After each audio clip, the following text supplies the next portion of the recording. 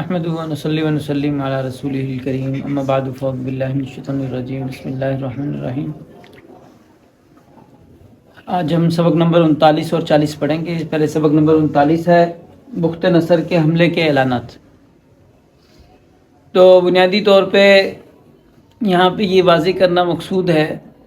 کہ شمالی ریاست اور جنوبی ریاست دونوں کی تباہی کے لیے جو انبیاء کرام علیہ السلام کے جو الفاظ ہیں تقریباً ملتے جلتے ہیں، اور آشوریوں نے ضرور قبضہ کیا ہے، لیکن آشوریوں سے ہی بعد میں چھوٹ کے آگے تھے اور دوبارہ بابلی قید کے اندر دونوں دوبارہ گئے ہیں، اور جو تحریف جو بنیادی طور پہ کی گئی ہے وہ ان لمحات کے اندر کی گئی ہے۔ اسی وجہ سے یہاں پہ ایک بنیادی فرق دونوں کے حملوں میں، دونوں کے بارے میں جو پیشن گوئی ہے اس میں بنیادی فرق محسوس نہیں ہوتا ہے کہ جو آشوریوں نے جو حملہ کیا ہے، آشوری جو آئے ہیں، مثلا اگر ہم ان کی اس پہلے کہانی کے مطابق بات کرتے ہیں تو ان کی کہانی کے مطابق جو اسرائیل جو ہے چونکہ یہاں پہ موجود ہے اور آشوری یہاں سے آئے ہیں، یہ شمال کی طرف سے آ رہے ہیں۔ یہ بھی پورا شمال نہیں ہے، تھوڑا سا شمال مشرق یہ بھی ہے، لیکن بہرحال شمال ہے۔ یہ آشوری جو آ رہے ہیں وہ شمال سے آ رہے ہیں، لیکن بخت نصر جو آیا ہے وہ عراق سے آیا ہے۔ عراق اور اس کا قبضہ جو ہے ایران تک کا، ایران کا کچھ حصہ اس کے اندر ہے، اور یہ پوری طرح مشرق کے اندر ہے۔ تو اب اگر یہ بخت نصر کی پیشن گوئیاں اسرائیل کے لیے ہو رہی ہیں تو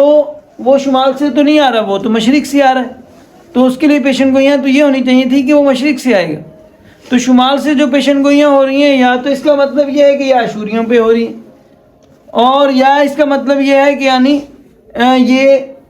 بات بخت نصر کے حملے کی جو نبی جو پیشن گوئی کر رہا ہے وہ خود خانہ کعبہ کے علاقے میں موجود ہے، سعودی عرب کے علاقے میں موجود ہے، کیونکہ سعودی عرب سے عراق شمال میں ہے، لیکن اسرائیل سے عراق شمال میں نہیں ہے۔ تو اسی بات کو جو ہے تھوڑا سا واضح کرنے کی کوشش کی گئی۔ دوسرا یہ کہ مختلف انبیاء کے ادوار کے اندر جو الفاظ ہیں یہ آئے ہیں، ان کو بتایا گیا عذاب کا، تو ان کی تھوڑا سا تعارف ہے۔ تو یرمیہ کی عبارت ہے، تب خداوند فرماتا ہے پھر میں شاہ یہودا صدقیہ کو، یہ یرمیہ جو ہے نبی، یہ 626 سے 586 قبل مسیح کے نبی ہیں، اور ان کی خاص بات جو یہ ہے کہ عربوں کے ہاں ان کی یادداشت موجود ہے کہ یہ آپ صلی اللہ علیہ وسلم کے جد امجد ماد بن عدنان کو وہاں سے مکہ سے لے گئے تھے، شام کے علاقوں میں جو اس کی حکومت کا علاقہ تھا وہاں پہ لے گئے تھے تاکہ محفوظ رہ سکیں، اور اس سے یہ اندازہ ہوتا ہے، پتہ چلتا ہے کہ جو یرمیہ نبی جو ہے نمبر ایک تو وہ ان کی جو نبوت تھی وہ یہیں پر تھی، اور دوسری بات یہ ہے کہ جو بخت نصر نے جو آ کے قبضہ کیا اور حملہ کیا وہ اس علاقے پہ کیا تھا۔ اور دوسرا یہ کہ یرمیہ نبی کی اس میں یہ پیشن گوئی ہے، دیکھو میں تمام شمالی قبائل کو اور اپنے خدمت گزار شاہ بابل بنو قدر نظر کو بلاؤں گا۔ خداوند فرماتا ہے میں ان سے تمہارے ملک، اس کے لوگوں اور اس کے آس پاس کی تمام قوموں پر حملہ کرواؤں گا، میں ان کے بالکل نیست و نابود کر دوں گا، لوگ ان کا مذاق اڑائیں گے۔ آس پاس کی تمام قومیں ہو سکتا ہے انہوں نے اضافہ کیا ہو یا مقصود ہی ہو، تو بہرحال یہ سارے علاقہ اور وہ سارے لوگ شاہ بابل کے 70 برس تک غلام ہوں گے۔ اب شمال سے آنے کا جو لفظ ہے اس کے ذریعے سے جو ہے یہ پتہ چلتا ہے کہ یہ عراق کی بات ہے، اور بات ہے جناب جو ہے سعودی عرب کے بارے میں بات ہے۔ تو بہرحال اس کے علاوہ اور بہت سارے نبیوں نے جو ہے پیشن گوئی کی تھی۔ حزقیل جو ہے وہ بھی اسی دور کے ہیں، تقریباً نبی 593 قبل مسیح 571 قبل مسیح، اور انہوں نے بھی جو ہے وہ بابل کے بادشاہ کو دشمن کے خلاف روانہ کیا جائے گا یہ پیشن گوئی کی ہے۔ اسی طرح یہ صحیح آیت جو کہ بہت پہلے کے ہیں، جو کہ شمالی ریاست جب تباہ ہوئی تھی اس وقت کے وہ ہیں، اور اس وقت وہ کہتے ہیں اے فلسطین تو اس پر خوش نہ ہو کہ تجھے سزا دینے والا لٹ ٹوٹ گیا، کیونکہ سانپ کی نسل سے ایک بہت ہی خطرناک سانپ نکلے گا اور وہ بہت جلد خطرناک سانپ پیدا کرے گا۔ میرے سب سے زیادہ غریبوں سے غریب کے پاس بھی وافر مقدار میں کھانے کے لیے غذا ہوگی، محتاج بھی آرام سے سوئیں گے، لیکن میں تمہارے خاندان کو بھکمری سے مار ڈالوں گا۔ تیرے باقی بچے ہوئے سبھی لوگ مر جائیں گے۔ اے پھاٹک ماتم کر، اے شہر مدد کے لیے چلا، اے فلسطین خوفزدہ ہو جا، کیونکہ شمال سے فوج کا ایک دھواں آ رہا ہے۔ تو اب یہ یسیہ نبی کی کتاب ہے، اور یہ جو بات کر رہے ہیں انہوں نے ان کی جو اس میں فلسطین کو وہ دے رہے ہیں کہ یہ بظاہر جو شمالی ریاست ہے، کیونکہ یہ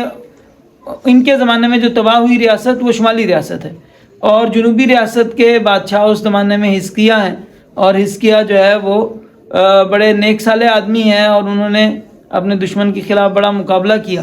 تو اس سے پتہ چلتا ہے کہ یہ جو یسیہ کی یہ بات ہے یہ ان سے جو تحریف کرنے والے تھے ان سے چوک گئی ہے، اور اس میں صراحتاً موجود ہے آج بھی کہ فلسطین کے لیے جو یسیہ کی جو پیشن گوئی تھی وہ شمالی ریاست کے لیے تھی، اور شمالی ریاست کی تباہی کے بارے میں تھی۔ اس طرح آموس نبی ہیں، یہ 760 سے 750 قبل مسیح کے ہیں، اور انہوں نے بھی جو ہے شمالی ریاست کی تباہی کی بنیادی طور پہ بات کی ہے۔ اے اسرائیل، کیا تم نے 40 برس تک بیابان میں جو ہے میرے حضور تحفے کے طور پہ قربانی پیش کی؟ تم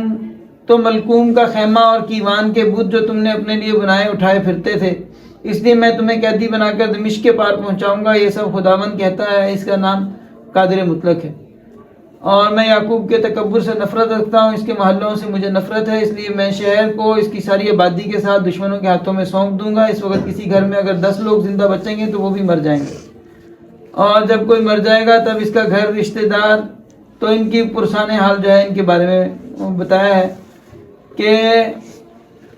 تم بے حقیقت چیزوں پر فخر کرتے ہو اور کہتے ہو ہم نے اپنے لیے طاقت سے سینگ نہیں نکالے، لیکن اے اسرائیل، میں تمہارے خلاف ایک قوم کو بھیجوں گا، وہ قوم سارے ملک میں مصیبت لائے گی۔ یہ قوم مدخل حماد کے راستے سے لے کر وادی عربہ تک پریشان کرے گی۔ خداوند خدا قادر مطلق نے یہ سب کہا۔ اسی طرح ہوسیہ نبی نے بھی پیشن گوئیاں کی، اے اسرائیل، دوسری قوموں کی طرح تمہیں خوشی نہیں منانی چاہیے۔ یہ 755 تا 715 کے نبی ہیں، کیونکہ تو نے اپنے خدا سے وفاداری نہیں کی، تو نے طوائف کی اجرت کو ہر کوٹھا پر دینے کی خواہش کی، لیکن اناج اور میں جو اسرائیل کو وہاں ملی انہیں تشفی نہیں دے گی۔ اسرائیل کے لیے ضرورت کے تحت میں بھی میسر نہ ہوگی، بنی اسرائیل خداوند کی زمین پر رہ نہیں پائیں گے۔ تو بہرحال یہ بات ہم پہلے بھی کر چکے ہیں کہ موجودہ یروشلم جو ہے وہ یہودا کا حصہ نہیں تھا، بلکہ شمالی ریاست کا حصہ تھا، اور یہ اشوری محاصرے میں تباہ ہو گیا تھا۔ یہ اشوریوں کے جو اس کا نقشہ ہے، یہ ہم نے پہلے بھی ایک دفعہ جو خلاصے میں بھی آپ کو دکھایا تھا کہ یہ اشوریوں کے اس کا نقشہ ہے کہ اشوریوں کی حکومت جہاں پہ تھی، تو جب وہ ایک بندہ اوپر والے علاقے سے آ کے مصر تک پہ قبضہ کر رہا ہے تو ظاہری بات ہے کہ یروشلم اس کے ہاتھ سے بچ نہیں سکتا۔ اور یہاں پہ ایک سوال یہ پیدا ہوتا ہے کہ جب اشوری بادشاہ ان کو پکڑ کے لے گیا تھا، قید کر کے لے گیا تھا، تو یہ واپس کیسے آئے؟ یہاں پہ ان کی کہانی کے اندر ایک کہانی ہے، آستر ملکہ کی کہانی ہے، اور اس نے جو ہے اس کے بارے میں کہانی یہ بتا رہی ہے کہ ایران کے بادشاہ کے ساتھ اس کی شادی ہوئی تھی، اور ایران کا جو بادشاہ تھا اس نے جو ہے یہودی عورت سے شادی کی، اور شادی کرنے کے بعد اس نے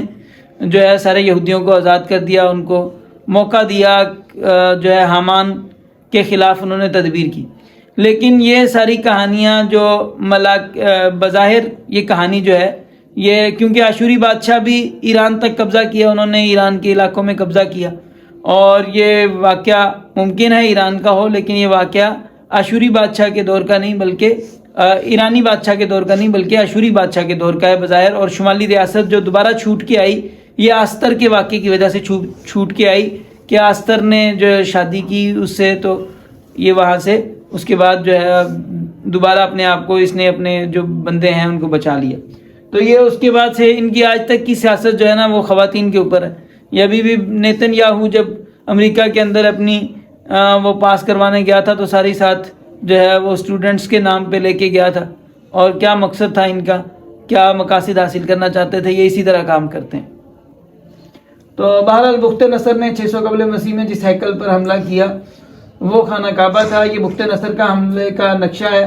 اور یہ انہوں نے مصر سے آگے یہاں تک سعودی عرب آدھا قبضہ کیا تھا۔ تو اس سے یہ پتہ چلتا ہے کہ بخت نصر نے جس ہیکل کو تباہ کیا تھا، جو ہیکل پہلے والے حملے سے اشوریوں کے حملے سے بچ گیا تھا، وہ خانہ کعبہ تھا، اور اسے دوبارہ تعمیر کیا گیا۔ وآخر دعوانا الحمدللہ رب العالمین۔